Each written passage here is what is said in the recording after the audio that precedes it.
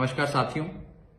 सबसे पहले आज मैं ऑनरेबल दिल्ली हाई कोर्ट उच्च न्यायालय का दिल की गहराइयों से धन्यवाद करना चाहूंगा, क्योंकि आज उन्होंने एक महत्वपूर्ण फैसला सुनाते हुए न्याय की जीत और अन्याय की पराजय सुनिश्चित करी। जी हां, निचली अदालत द्वारा मेरे सरकारी निवास से संबंधित जो फैसला आया था, आज ऑनरेबल दिल्ली हाई कोर्ट ने उस फैसले को खारिज किया, उसको दरकिनार करते हुए मेरे पक्ष में, न्याय के पक्ष में फैसला सुनाया। साथियों, ये लड़ाई कोई मकान बचाने की या दुकान बचाने की नहीं है, ये लड़ाई संविधान को बचाने की।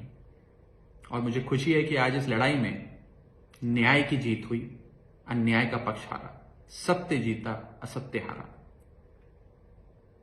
लेकिन शायद ही भारत के संसदीय इतिहास में ऐसा कभी पहले देखा गया होगा कि एक छोटी सी पार्टी के एक छोटे से सांसद को इस प्रकार से प्रताड़ित किया जा रहा है, टारगेट किया जा रहा है। मैंने आज तक 2 बार राज्यसभा में भाषण दिया, स्पीच दी। जब पहली बार मैं बोला राज्यसभा में, अपनी मेडन स्पीच थी, उसके कुछ ही दिनों बाद मेरे सरकारी आवास को कैंसिल करने के लिए मुझे चिट्ठी आ गई। जब दूसरी बार मैंने राज्यसभा में भाषण दिया, उसके बाद तो मुझे राज्यसभा से ही निलंबित कर दिया, सस्पेंड कर दिया। इस प्रकार का राजनीतिक द्वेष और राजनीतिक बदलाखोरी से लिए गए फैसले शायद ही कभी राज्यसभा के इतिहास में कभी देखे गए हों।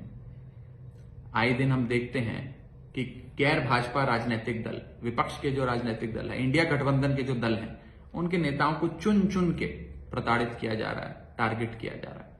लेकिन मैं बीजेपी वालों से कहना चाहता हूं कि आप मुझे घर से निकाल सकते हैं, आप मुझे संसद से निकाल सकते हैं, लेकिन आप मुझे लाखों करोड़ों लोगों के दिलों से नहीं निकाल सकते।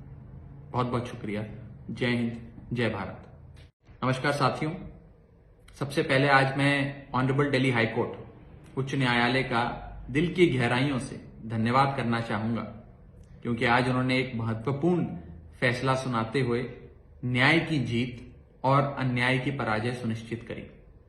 जी हां, निचली अदालत द्वारा मेरे सरकारी निवास से संबंधित जो फैसला आया था, आज ऑनरेबल दिल्ली हाई कोर्ट ने उस फैसले को खारिज किया, उसको दरकिनार करते हुए मेरे पक्ष में, न्याय के पक्ष में फैसला सुनाया।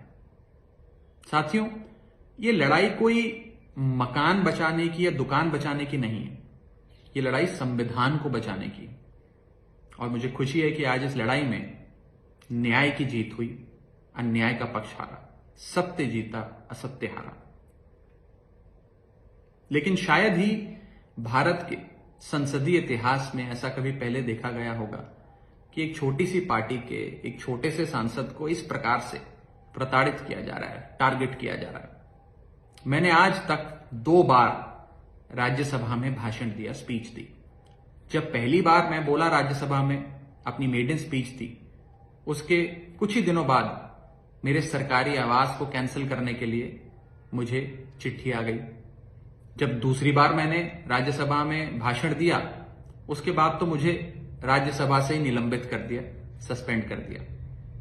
इस प्रकार का राजनीतिक द्वेष और राजनीतिक बदलाखोरी से लिए गए फैसले शायद ही कभी राज्यसभा के इतिहास में कभी देखे गए हों।